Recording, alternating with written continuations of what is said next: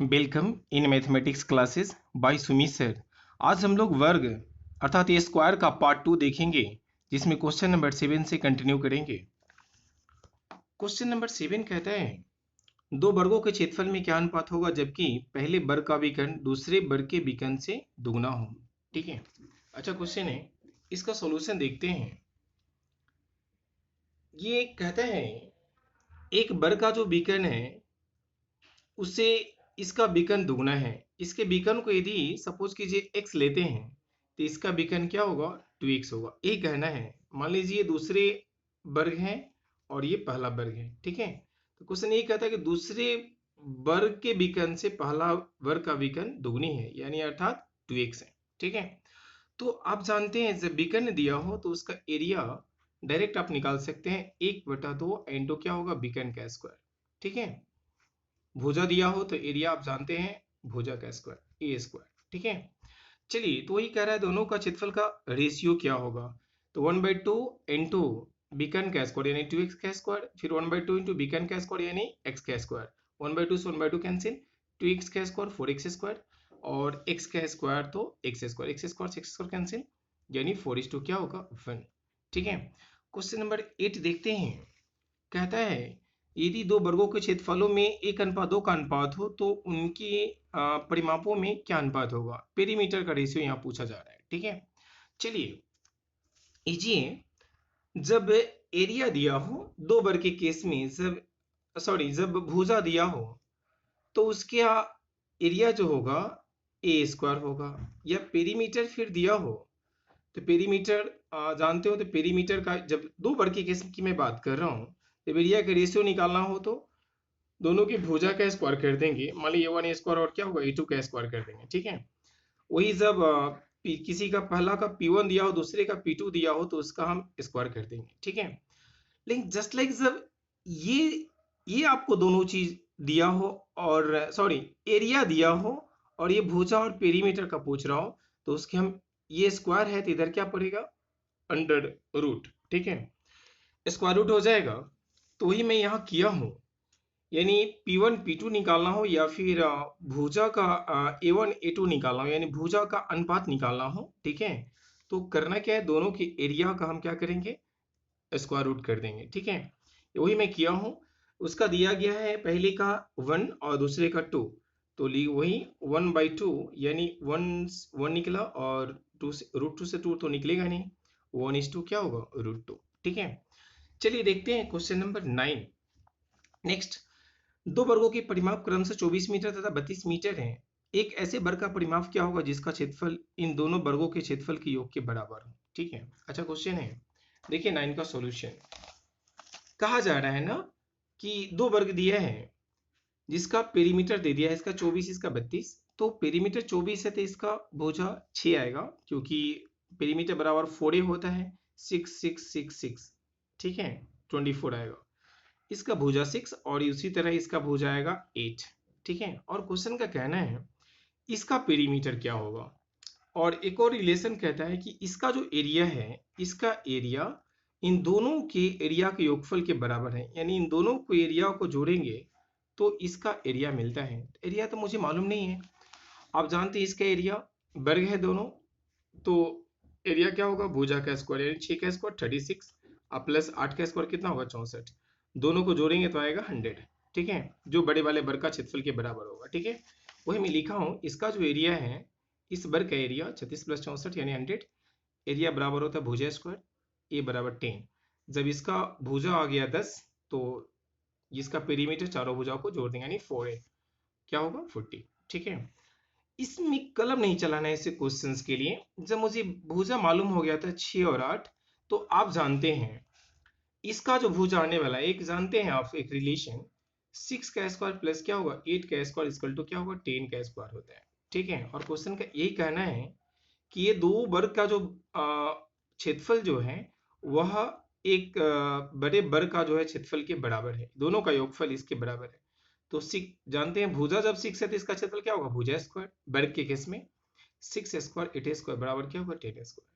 तो कुछ नहीं करना था, इसका जो भुजा आने वाला है वो 10 आने वाला है। ठीक है, पेरीमीटर क्या 4 होता है यानी 40, बिल्कुल पेन नहीं उठाते हैं, जब ये रिलेशन आपकी दिमाग में रहता है तो। चलिए देखते हैं अगला question, question number 10। Question number 10 क्या कहता है, किसी बर का बीकन 402 सेंटीमीटर है, एक अन्य बर का क्षेत्रफल पहले बर के क्षेत्रफल से दुगना है, बड़े बर के बीकन की लंबाई क्या होगा। चलिए वैसा ही क्वेश्चन है, इसका सॉल्यूशन देखते हैं। क्वेश्चन का कहना है कि किसी वर्ग का बीकन 402, यानी इस ये वर्ग मान लिया, इसका बीकन है 402, एक अन्य वर्ग है का क्षेत्रफल पहले वाले वर्ग के क्षेत्रफल से दुगना है, इसका क्षेत्रफल मुझे नहीं मालूम है, ठीक है। चलिए बीकन जब दिया है तो वहां से हम भुजा मालूम कर लेंगे। बीकन का फॉर्मूला √2 इंटू ए, यानी इसका साइड यदि हम ए मानते हैं तो इसका बीकन √2 ए बराबर इसका मान 4√2, √2 से √2 कैंसिल, ए बराबर 4। जब भुजा मालूम हो गया तो एरिया हम निकाल सकते हैं, भुजा का स्क्वायर यानी 16, ठीक है। और क्वेश्चन का कहना है इसका जो क्षेत्रफल है इस वाले क्षेत्रफल से दुगना है, तो इसका क्षेत्रफल 16 है तो इसका दुगना एरिया क्या होगा, 32 होगा, ठीक है। एरिया निकल गया तो आप फिर इसका भुजा निकाल सकते हैं, ए स्क्वायर बराबर 30, ए बराबर क्या होगा 4√2, ठीक है। जब मुझे भुजा मालूम हो गया तो हम बीकन मालूम कर सकते हैं, ठीक है। या फिर एक और प्रोसेस से निकाल सकते हैं। आप जानते हैं एरिया बराबर क्या होता है, 1/2 इंटू क्या होता है बीकन का स्क्वायर, इसे भी आप निकाल सकते हैं डायरेक्ट, ठीक है। बीकन बराबर इस फॉर्मूला से भी, क्योंकि एरिया मुझे मालूम हो गया था 32, तो यहाँ से भी टी बराबर आएगा 8 सेंटीमीटर, ठीक है। चलिए क्वेश्चन नंबर 11 देखते हैं क्या कहता है। 14 सेंटीमीटर भुजा वाले वर्ग के अंतर्गत खींचे जाने वाले अधिकतम त्रिज्या के वृत्त का क्षेत्रफल क्या होगा, ठीक है। एक वर्ग है,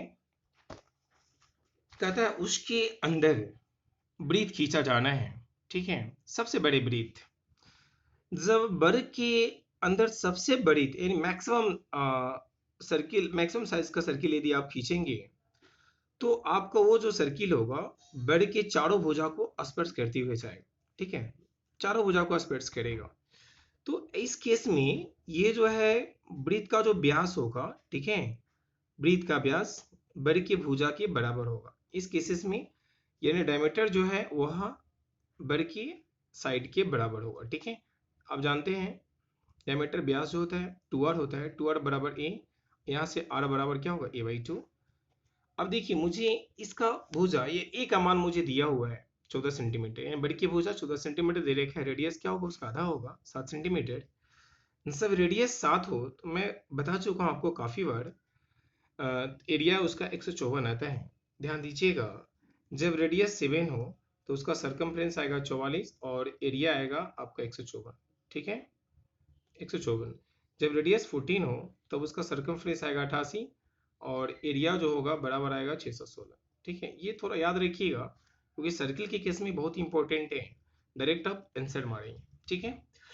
चलिए समय को बचाना है, 1 सेकेंड बहुत मायने रखता है आप सभी के लिए, ठीक है। चलिए अब देखते हैं आज पार्ट 2 का लास्ट क्वेश्चन, क्वेश्चन नंबर 12 क्या कहता है। 3 मीटर भुजा वाले वर्गाकार फर्श पर 20 सेंटीमीटर गुने 30 सेंटीमीटर साइज के कितने पत्थर लगेंगे, ठीक है। अच्छा क्वेश्चन है, देखिए पत्थरों की संख्या मुझे फाइंड आउट करना है। तो पत्थरों की संख्या का देखिए, एक्चुअली ये जो फॉर्मूला लिखा हूं आया कहां से है, सो ध्यान दीजिए प्लीज। मान लीजिए कि ये वर्गाकार एक फर्श है, इस पे मुझे पत्थर बिछाना है, आयत के केस में भी कोई दिक्कत नहीं है, ठीक है। मान लीजिए ये स्क्वायर है सपोज कीजिए, तो इसमें पत्थर बिछाना है, पत्थर का साइज सपोज कीजिए कि ये है, मान लीजिए इसका एरिया, टोटल एरिया जो है इसका 100 है, ठीक है। यदि पत्थर का साइज जो है का एरिया जो है 10 सेंटीमीटर स्क्वायर या मीटर स्क्वायर है, ठीक है, ये मीटर स्क्वायर है, तभी मान लीजिए इसका 10 मीटर स्क्वायर है एक पत्थर का साइज। तो टोटल एरिया 100 है और एक पत्थर जो है वो 100 मीटर स्क्वायर एरिया कवर करता है, तो कितने पत्थर लगेंगे, तो 10 लगेंगे। कैसे पता चला, क्योंकि ये जो है टोटल इस बरामदे का क्षेत्रफल, जो ये बरामदे का क्षेत्रफल में यानी एक पत्थर के क्षेत्रफल से हम भाग करेंगे तो मुझे पत्थरों की संख्या निकल जाएगा, यानी 100 बेटा कितना होगा 10, 10 से 10 यानी 10 को पत्थर लगेंगे, ठीक है। तो उसी से फॉर्मूला बना है, पत्थरों की संख्या बराबर फर्श का क्षेत्रफल, यानी टोटल फर्श का क्षेत्रफल बेटा एक पत्थर का क्षेत्रफल से हम भाग कर देंगे, ठीक है, मुझे पत्थरों की संख्या फाइंड आउट हो जाएगा। चलिए अब देखते हैं पत्थर का क्षेत्रफल, पत्थर जो फर्श का क्षेत्रफल, फर्श मेरा वर्गाकार है, ठीक है। और ये ध्यान देना है वर्ग की जो भुजा दिया है 3 मीटर दिया है, और जो पत्थर का जो साइज है वो डायमेंशन दिया है आपका, उस दिया है वो सेंटीमीटर के फॉर्म में। 20 सेंटीमीटर, दोनों के यूनिट को सेम करेंगे, ठीक है। तो वही मीटर को मैंने सेंटीमीटर में चेंज कर दिया हूँ। तो फर्श का क्षेत्रफल अर्थात बेड का क्षेत्रफल भुजा स्क्वायर, यानी भुजा को 2 बार गुना करेंगे, वही मैं किया हूँ।